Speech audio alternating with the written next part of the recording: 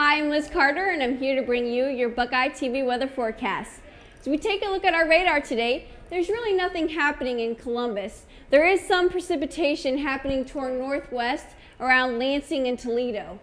As we take a look at the next map, we do see this big Arctic dump of cold air that came down this morning, as you could probably tell from the frost on your cars. As we take a look at our maps, we see Wednesday today, there's that low pressure system up to our northwest that's bringing them rain today, and that'll bring us rain tonight into Thursday morning. So we take a look at Wednesday evening, there's rain with a low of 39, winds from the southwest 10 to 20 miles per hour.